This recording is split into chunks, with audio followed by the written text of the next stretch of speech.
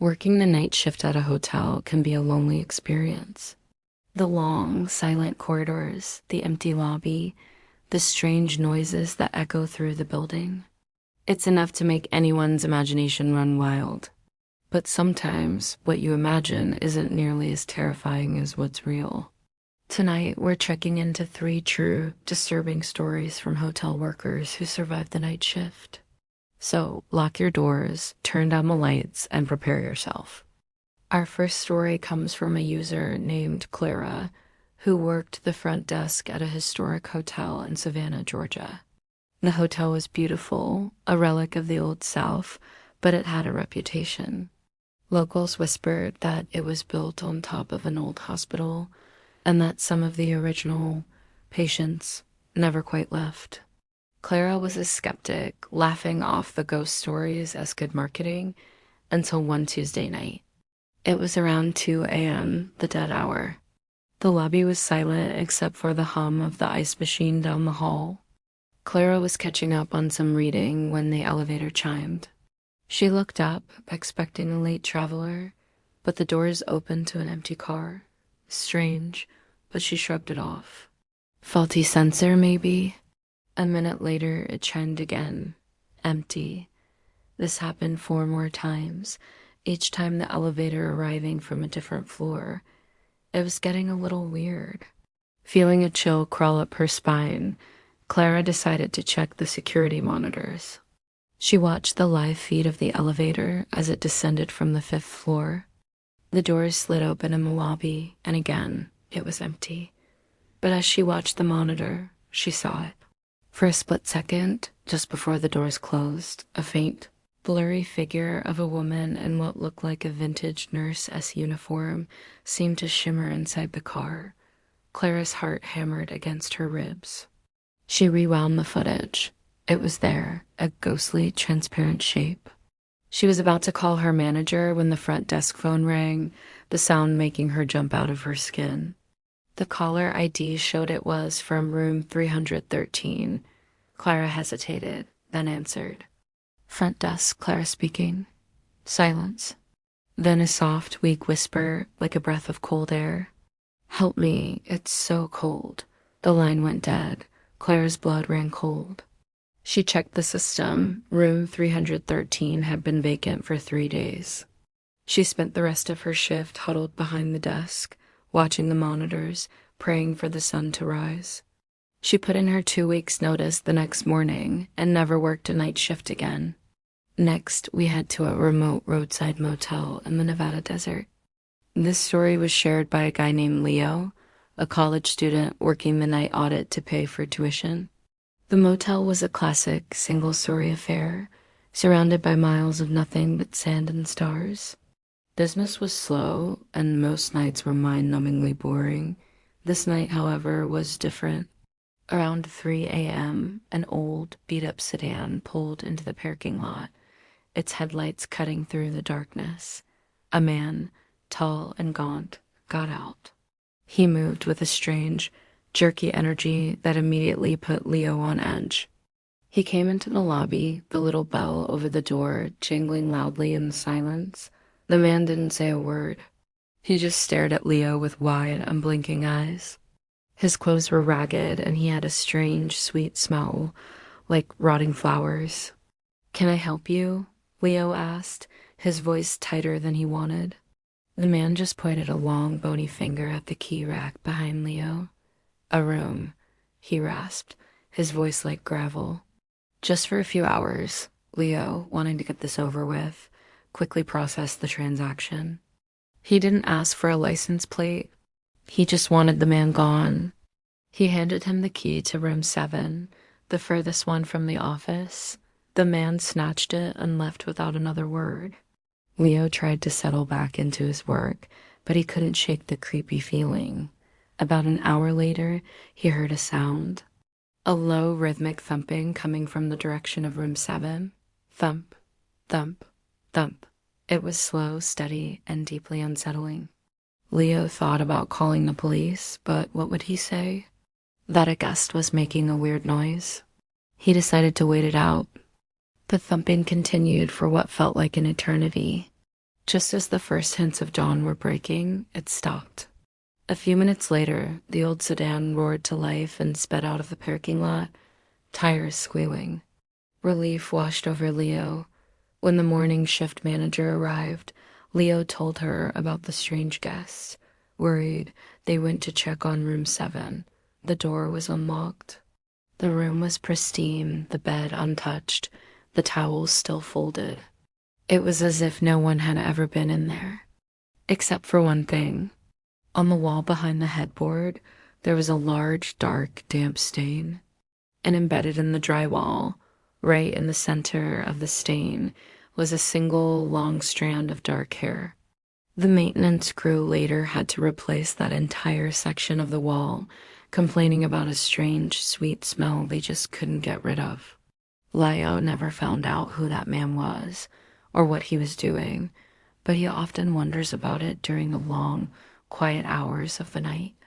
Our final story takes us to an upscale business hotel in Chicago, shared by a former night manager named Maria. This hotel was modern, sleek, and always busy. Unlike our other stories, this one didn't involve ghosts or mysterious strangers, but something far more tangible and perhaps more terrifying. It was a snowy Wednesday night, and the hotel was fully booked. Around 1 a.m., Maria got a call from a frantic-sounding guest in room 1204. He claimed he could hear someone crying in the room next to his. Room 1206, it wasn't just soft sobbing. He said it sounded like someone was in terrible distress. Maria checked the system. Room 1206 was registered to a Mr. Evans, a businessman who had checked in earlier that day. Maria apologized for the disturbance and assured the guest she would handle it. She called room 1206, no answer. She called again, still nothing. Protocol dictated that she and a security guard should do a wellness check. She met the guard, a large, steady man named Frank, in the lobby, and they rode the elevator up to the 12th floor. As they walked down the hallway, they could hear it too. A muffled, desperate weeping. It sent a shiver down Maria's spine. Frank knocked firmly on the door of 1206. Security. Is everything all right in there? The crying abruptly stopped. Silence. After a moment, a man's voice, calm and collected, came from the other side. Everything's fine, thank you. My wife was just watching a sad movie. Sorry for the noise. The explanation seemed plausible, but something felt wrong. The crying had sounded too real, too raw. Sir, we've had a complaint. I need to visually confirm that everything is okay, Frank stated, his voice firm. That won't be necessary. We're fine. Please leave. The man's tone was now cold, sharp. Frank and Maria exchanged a look. This was bad. Frank used his master key to open the door. It was blocked by the security latch. As they stood there, unsure of the next move, they heard a sudden, loud crash from inside the room, followed by the sound of the woman screaming, a true blood-curdling scream of terror that was cut off abruptly. That was it. Frank radioed for the police while he used a tool to break the latch. The door swung open to a horrifying scene. The room was a wreck. A man, Mr. Evans, was standing over his wife, who was on the floor unconscious. He had a wild look in his eyes. He lunged at them, but Frank, being a big guy, was able to subdue him just as the police arrived. It turned out the man was in the middle of a severe psychotic break. The woman survived, but she was badly hurt.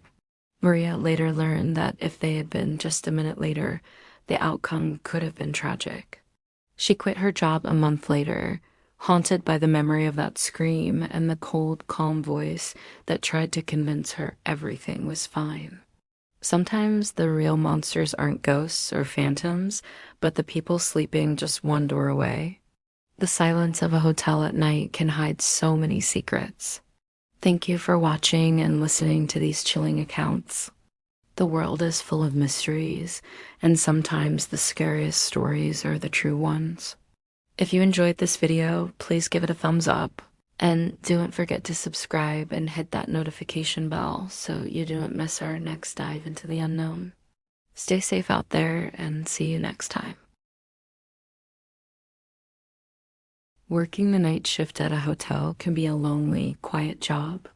But sometimes that quiet is shattered by events so strange and unsettling, they stay with you forever. Tonight, we're diving into 3 true stories from hotel employees who experience things they can't explain, things that turn their mundane shifts into nights of pure terror. So lock your doors, check under the bed, and get ready for these disturbing true hotel night shift horror stories.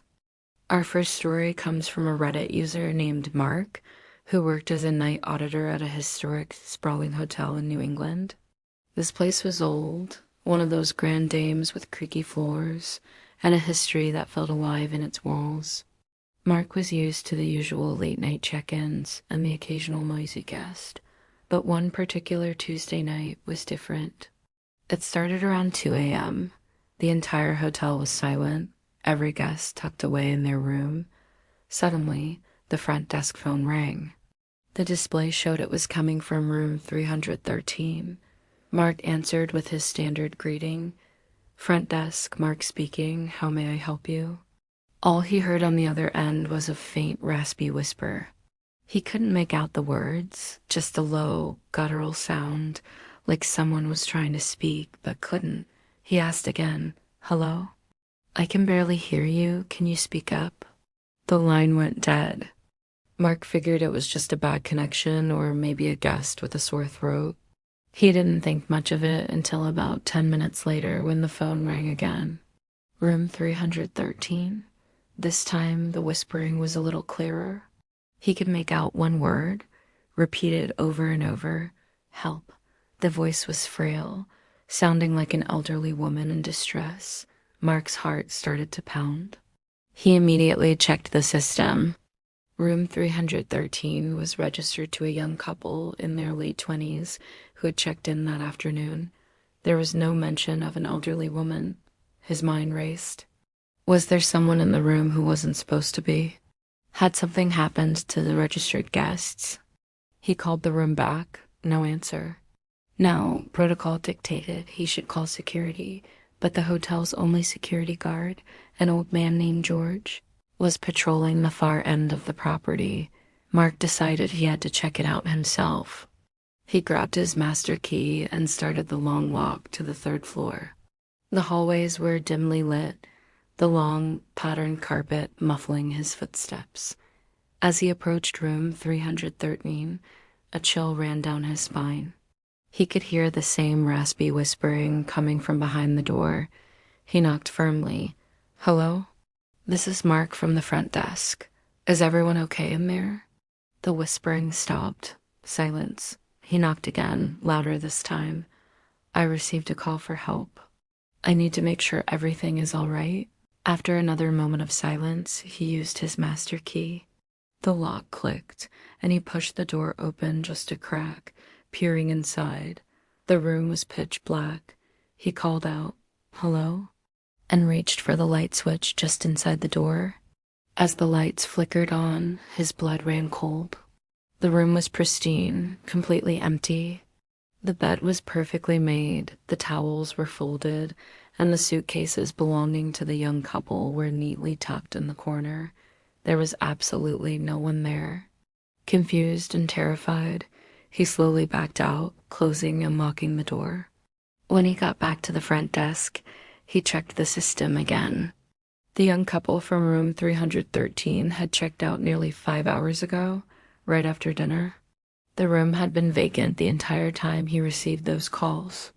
He never found out who or what was calling him from that empty room, but he quit a week later. Our second story takes us to a small, family-owned motel off a lonely highway in the Midwest.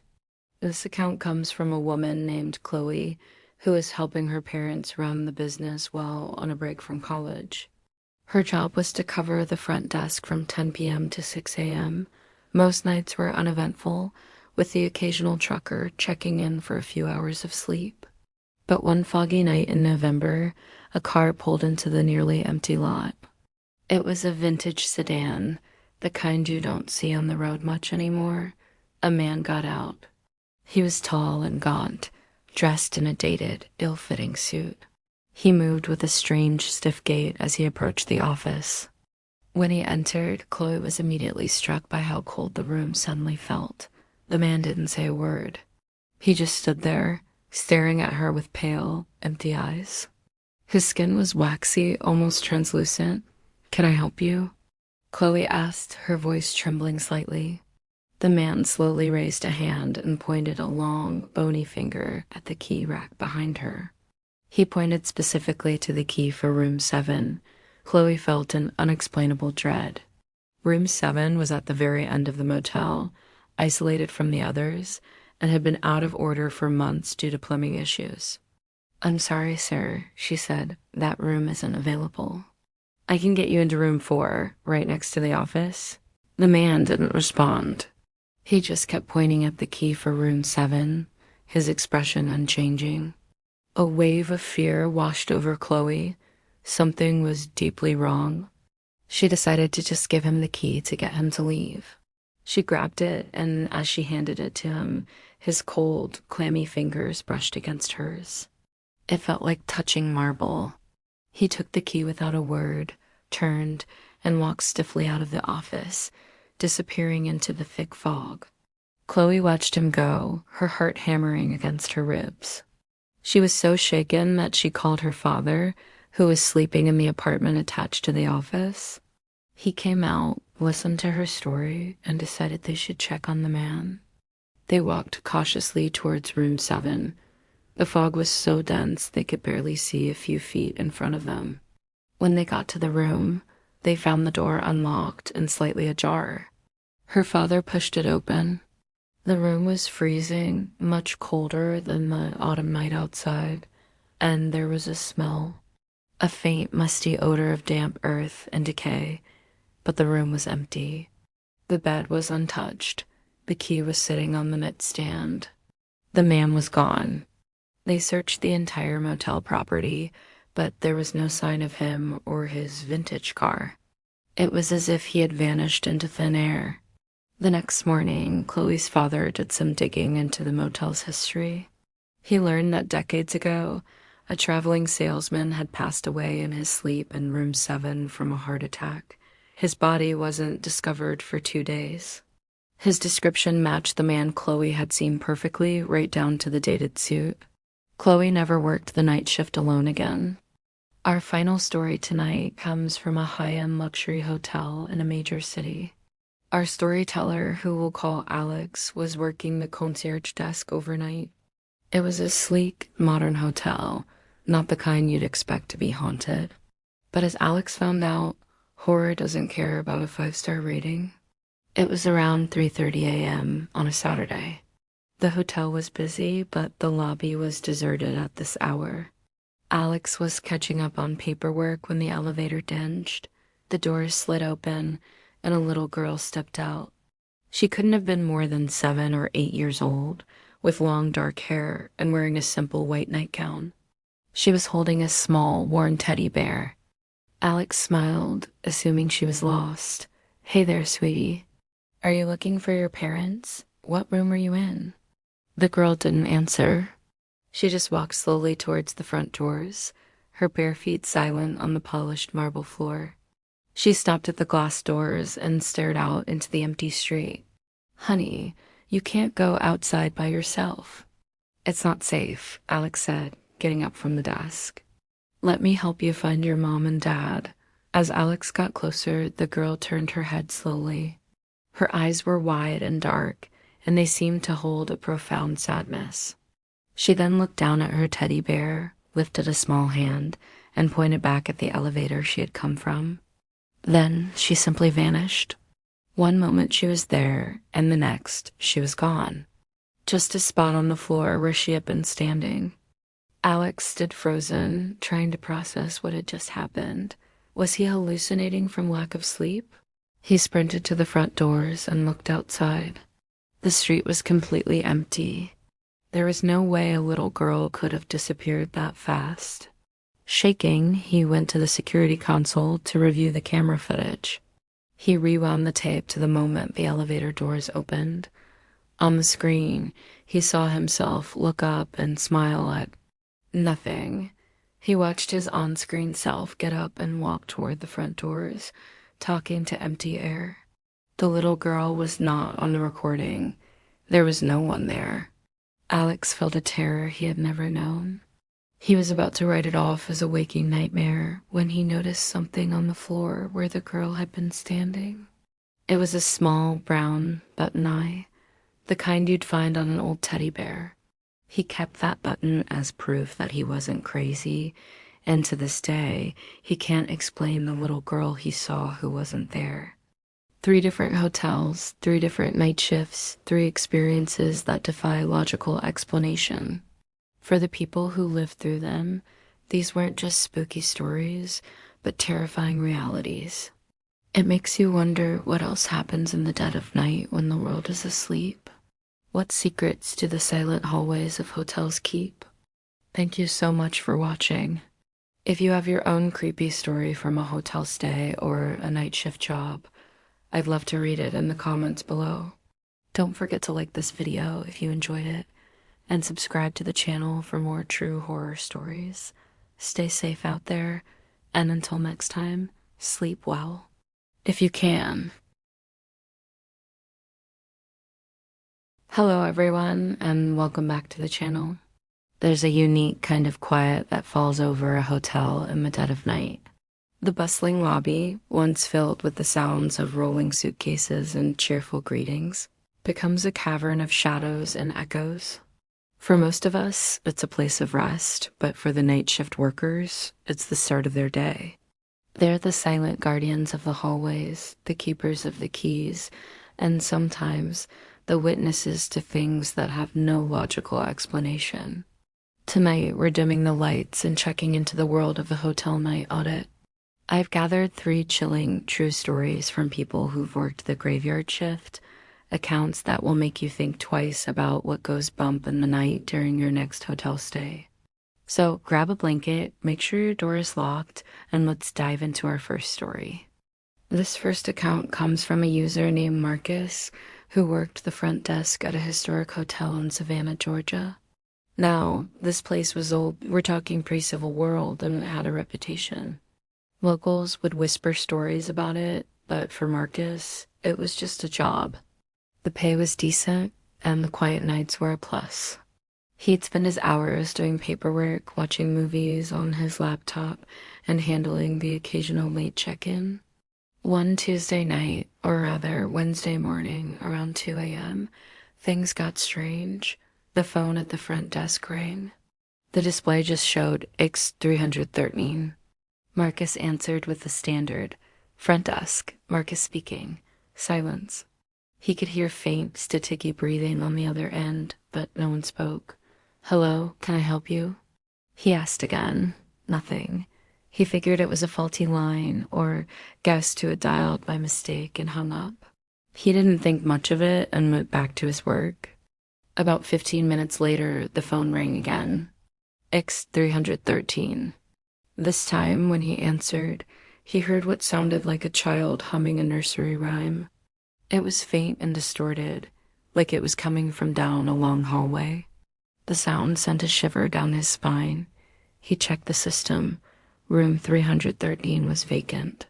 It had been for 2 days. Now his heart was starting to pound.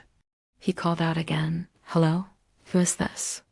The humming stopped, replaced by a soft giggle, and then the line went dead. Marcus was officially creeped out. He considered calling security, but what would he say? That an empty room was prank calling him? He tried to rationalize it. Maybe the phone system was glitching, crossing wires with a room that was occupied. He checked the entire 3rd floor manifest. The only occupied rooms were at the opposite end of the hall, and none of them had children registered. He decided to just ignore it. If it happened again, he'd call security, no matter how crazy it sounded. The rest of the hour was quiet. Marcus started to relax, convincing himself it was a technical fluke. Then the elevator bell dinged. He looked up, expecting to see a guest, but the elevator was empty. He watched the indicator panel above the doors. The cab was coming from the third floor.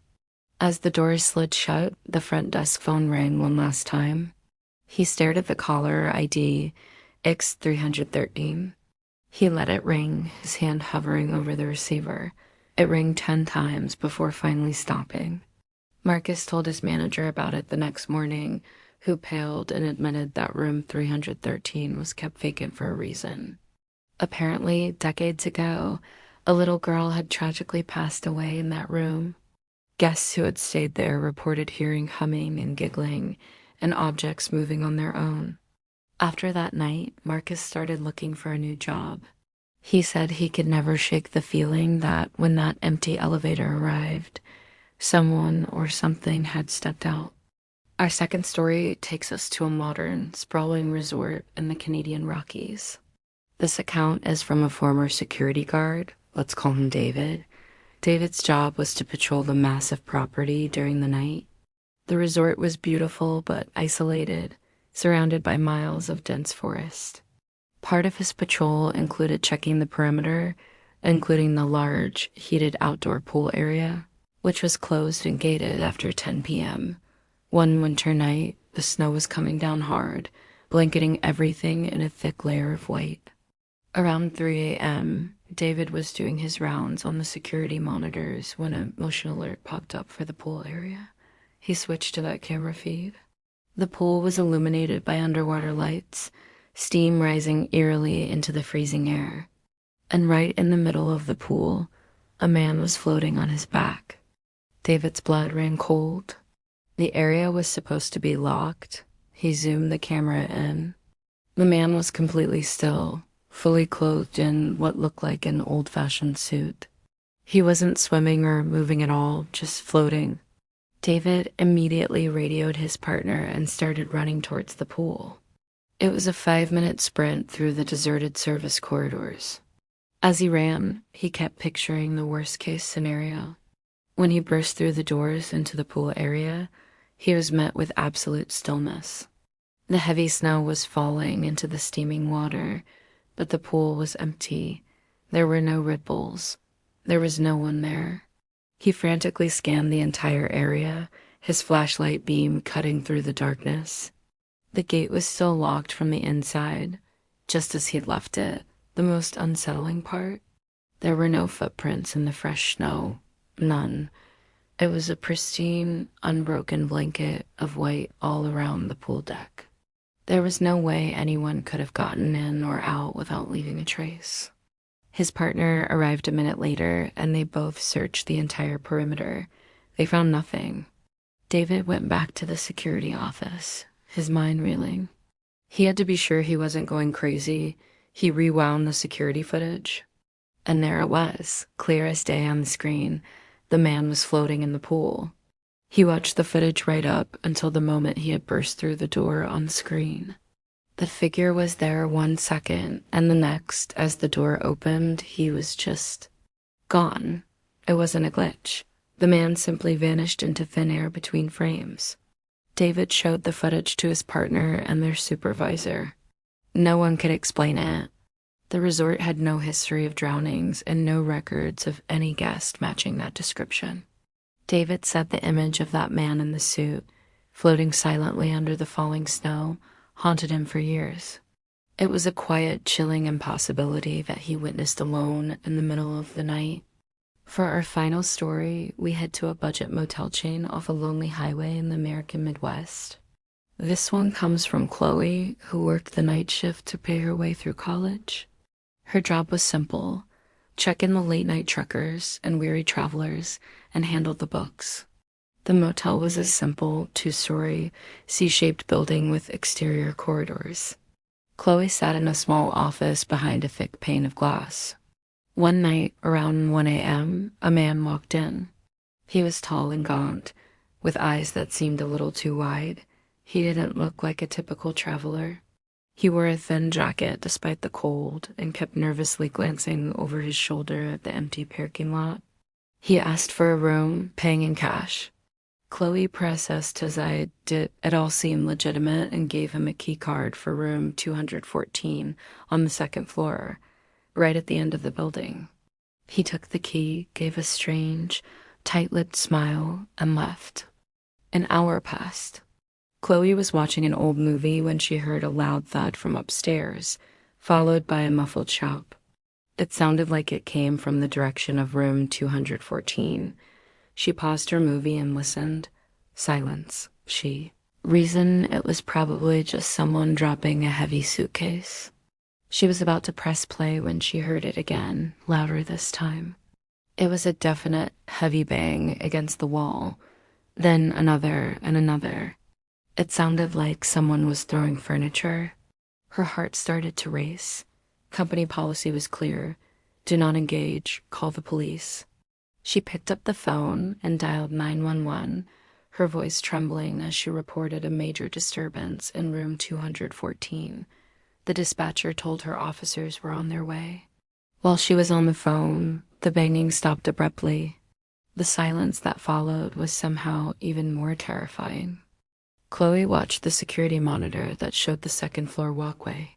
She waited, expecting to see the man storm out of his room, but the door never opened. The police arrived within 10 minutes. 2 officers came to the front office, and Chloe explained the situation, pointing them toward room 214.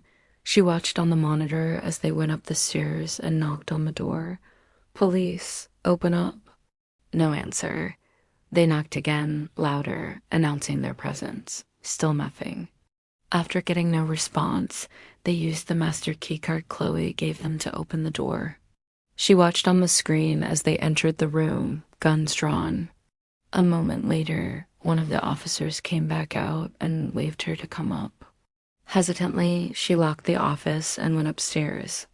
When she stepped into room 214, the air went out of her lungs. The room was pristine. The bed was perfectly made. The towels were untouched, and the complimentary soap was still in its wrapper. It was as if no one had ever been there. The police searched the room, the bathroom, the closet, nothing. The window was locked from the inside. There was no sign of the man. But here's the chilling part.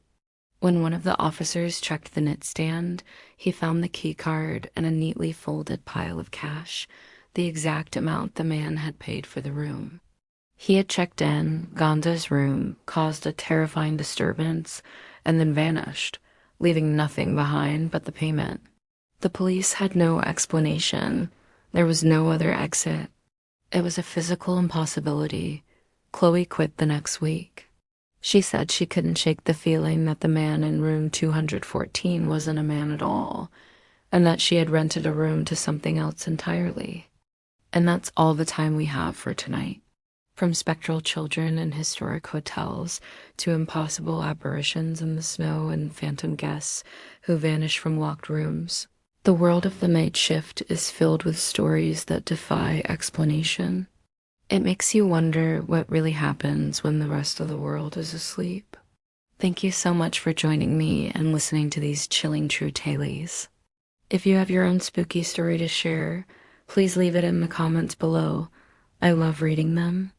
And if you enjoyed this video, don't forget to hit that like button, subscribe to the channel, and ring the notification bell so you don't miss our next journey into the unknown.